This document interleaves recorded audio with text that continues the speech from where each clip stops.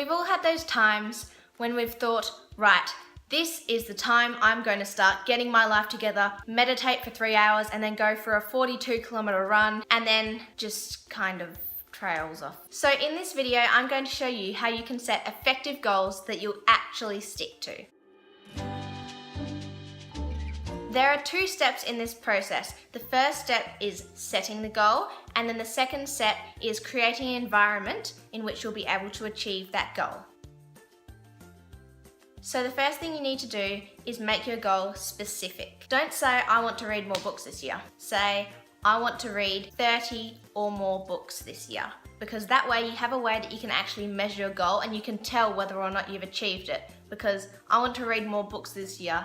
Like, how do you measure more? If you say 30 books, then you know if you've achieved that goal or not, and you'll be able to work towards it. In that goal, you also need to say, I want to read 30 books this year. So you've set a time. Whatever your time frame is, you do need to set a time frame for your goal. Once you've got your goal and your time frame, you then need to break it down into mini goals, because I'm sure you've heard this before, goals seem so much more achievable when they are small and broken down into parts. So for example, if you want to read 30 books per year, that means you need to do your calculations. That's like, I don't know what that is, a book every 2 weeks, say. So you want to read 1 book every 2 weeks. And that is a lot easier to understand rather than 30 books per year. Not only does this make your goal seem more achievable, but you also have a goal in the near future that you can work towards. Rather than having 30 books in a year, which is so far away, you have 1 book in 2 weeks. You know that time is coming up. So hopefully you won't procrastinate as much. If you had 1 book in 2 weeks rather than 30 books in a year, you might leave them all to like the last 3 months. Mini goals also helps you realize if your goal is achievable. So if you thought, oh yeah, I'm gonna read 200 books this year, then you break it down and realize you're gonna have to read like 10 books a week.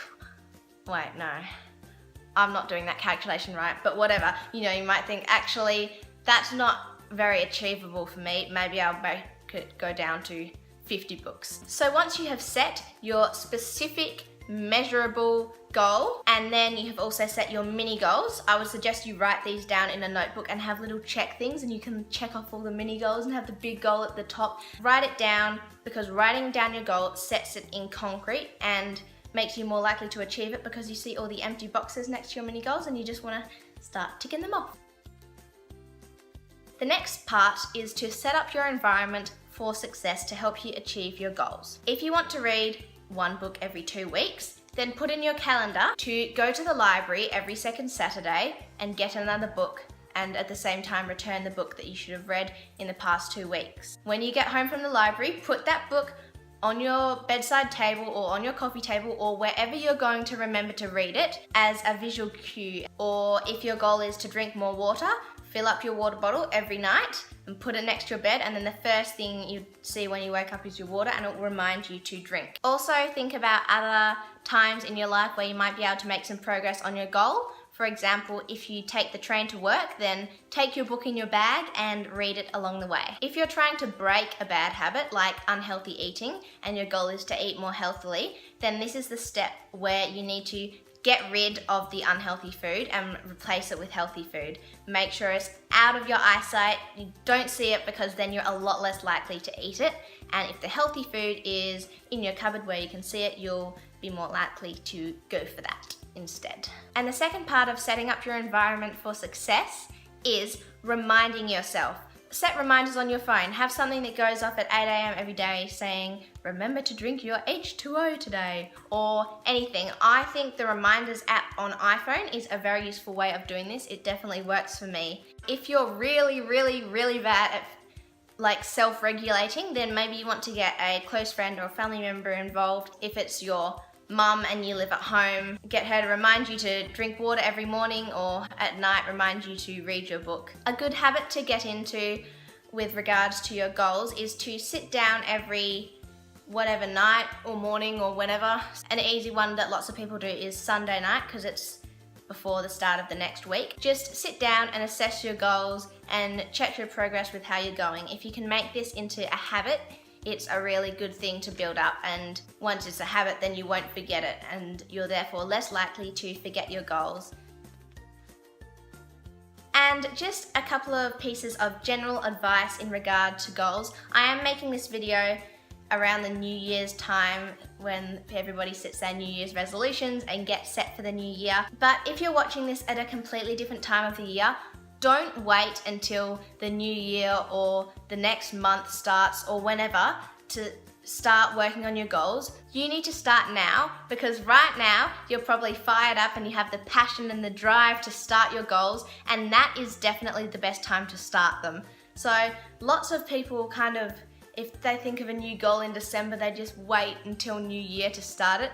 I wouldn't recommend that. I'd recommend starting right now while you're excited about it and ready to go. And you will have heard this piece of advice before probably. If you eat one unhealthy thing, if you go 2 weeks and you haven't read a book, if you miss one day of drinking 2 liters of water, do not give up on your goal. Just because you have missed one day or done something wrong, stepped out of line, that is not the end of your goal, and this is probably the main area. People, say I'm gonna drink 2 liters of water every day. They miss one day and they just stop. They think they've failed. You haven't failed, it's okay. Everyone has days where they're gonna forget something, not do things as well. Take that day as a learning curve, move on, forget about it, and keep going with your goal. There's some inspirational quote that I can't remember, but basically it's about, it doesn't matter if you fall down, it only matters that you get back up again. So if your goal is to drink 2 liters of water every day, you're not a failure if you miss one day. You're a failure if missing one day makes you stop. But if you get back up from missing that day and drink 2 liters of water the next day and the next day and keep going with your goal, then you will have made it a success. So to summarize everything that I've said today, when you're setting your goal, make sure it is specific and measurable, and then set mini goals under that. Set up your environment for success, putting the things that you need to achieve or have for your goal somewhere where you're going to remember them, and then remind yourself via your phone or sticky notes, or get your family and friends to remind you of your goal. And don't give up if you make one tiny mistake, and don't forget any time of the year is fine to start a goal. You don't have to wait until New Year's. Thank you so much for watching this video. I hope you found it useful. Like this video if you've enjoyed it, and comment down below if you have any other ways, tips, tricks that I didn't mention to set effective goals down below. Let me know. I would love to try out some of your methods. Thanks for watching the video, and I'll see you again very soon. Good luck with your goals. Bye!